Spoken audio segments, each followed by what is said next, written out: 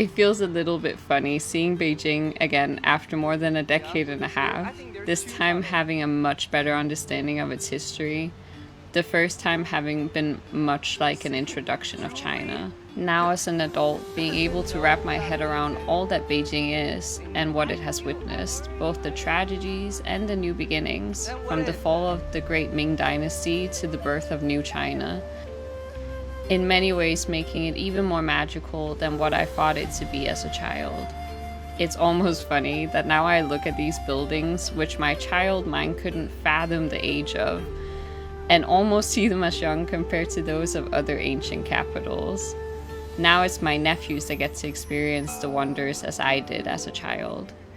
That I ended up in a queue? Yeah. I remember.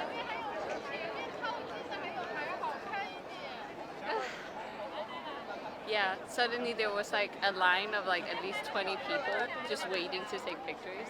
But it benefited us because we took pictures with like a military family, where the grandpa was wearing his old uniform. It was very cool. And their granddaughter was standing with like a Chinese flag.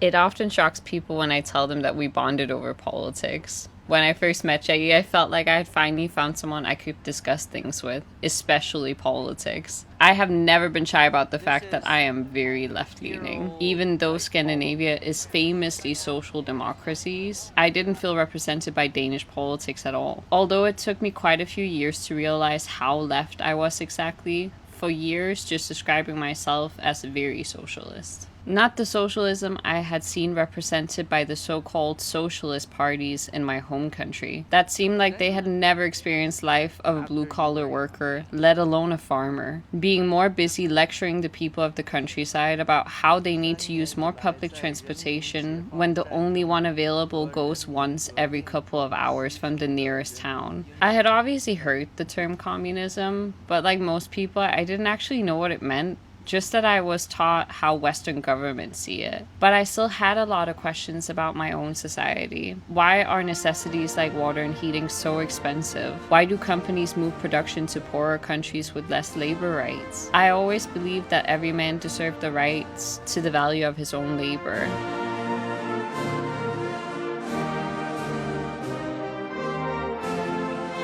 I had of course also heard about Mao, having already seen his mausoleum when I did visit China in 2007 with my parents. I never knew much about him though, just that he was New China's former leader. The rest is just propaganda. When I thought of China, I mainly thought about the country's ancient culture, the many dynasties, their inventions, and the artwork. I did on occasion question how a single man could have inspired a nation of this size if he really was the type of person I had been told about. It didn't seem possible at all. No one just follows because you tell them to. I knew that. So when I got the chance to ask Jai what he thought about him, his answers inspired me to read more, then coming back and asking even more questions. As I have started knowing more about China, I see things in a more nuanced light. I have a new outlook on Mao and his capability to lead a nation in what must have seemed like a hopeless situation. I don't think anyone could have done a better job in his position, and I do understand why people miss him a lot.